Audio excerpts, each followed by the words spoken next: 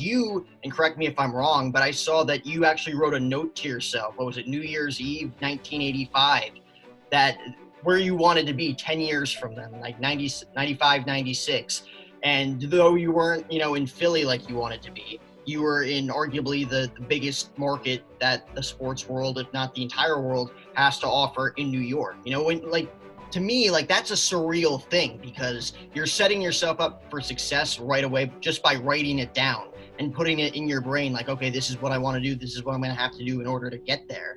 Did you, in that 10-year period, did your aspirations, evolve over that time? Like, when you look back at those 10 years, when you go from point A to point Z, what do you look back at and think oh, that was a defining moment in, starting my career? Well, there were a lot of them, but to your point about this story, I was 15. It was New Year's Eve, 1985 into 1986. Yeah. I told you probably 13 or 14 is when this idea crystallized in my mind. This is something I wanted to do. By the time I was 15, I was a sophomore in high school. I had been calling some basketball games for a while. And that really, I enjoyed the football games. The basketball games I enjoyed a lot more. I just felt a little bit more of the energy, and kind of just fueled my desire more. But I remember staying up, waiting for the ball to drop at 15, and just writing myself a note and sticking it in a little piggy bank I had when I was a kid. And it was basically just a note to promise myself. It was dated December 31st. I don't have the note anymore. I just have vividly remember, it might still be somewhere, but I don't know where it is. It was dated December 31st, 1985. And I said, 10 years from now, I will be on the air. I think I said in Philadelphia, because I didn't specify major market or whatever, but I grew up 2 hours west of Philadelphia and grew up listening to Phillies games. I mean, this is who I wanted to be, a Phillies radio announcer. I just said, I'm going to be on the radio in Philadelphia.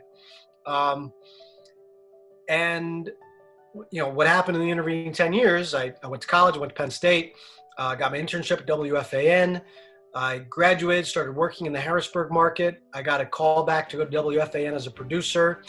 And I spent 4 years as a producer, which this is where this period comes in. I was getting some part-time on-air shifts on weekends, holidays, just really odd times. I was a full-time producer, but every once in a while when there's an opening in the update shift, I would get a call, probably maybe 3, 4, or 5 times a year. Christmas Eve, New Year's Eve, those kinds of things. So it just so happens that 10 years later, on New Year's Eve, 1995, I had the midnight update on WFAN, which I just recently found the tape of again. I have the tape of that update. And the guy I was handing it off to that night, who was the talk show host, was Bob Wischusen, who's now, does play-by-play for the Jets and on ESPN, very successful play-by-play announcer. But I think I probably remembered at the time that my note didn't come true. I wasn't on the radio in Philadelphia, but I was on the radio in New York. And it wasn't my full-time job, but I was on the radio. I was on the biggest radio station in New York, giving a sports report at, exactly 10 years after I wrote myself that note. To your point about envisioning success, I think I always did. I just don't know how I would have measured what I considered a success. And I'm still not sure. There are still times when I have to remind myself of what I'm doing. When you're sitting there thinking about, there are certain jobs that are higher profile or this or that, or, make more money or this or that. Sometimes you have to remind yourself what you're actually doing. And I give that advice to people all the time. I have people who are, breaking into the business and are doing things, and maybe they're not happy with what they're doing because they didn't get a particular job, or that they still have aspirations to go a little bit higher. I sit them down and say, look at where you're working right now. Remember what you're doing. You're working at this outlet, and this many people see you every day or hear you every day. That's working in this business. Everybody isn't going to get the break to be the number one play-by-play announcer on Sunday Night Baseball for the Yankees or whoever. It's, there are very few of those jobs. The people that have them don't give them up that easily. Oh, yeah.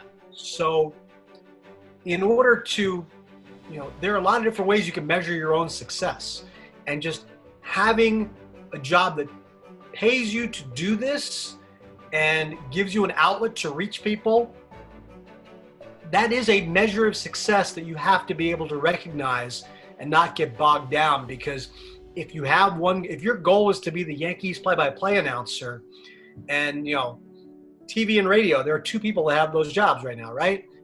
If there are 1 million people that want those jobs, well, there are going to be a lot of disappointed people who, if you're thinking that's the only way you're measuring your success, you're not going to be happy about it. So if you have a desire to broadcast or talk about sports or write about sports, and you have an outlet that lets you do that on a regular basis, and it is, and even better, it's your job, you've achieved a level of success that you certainly have to recognize.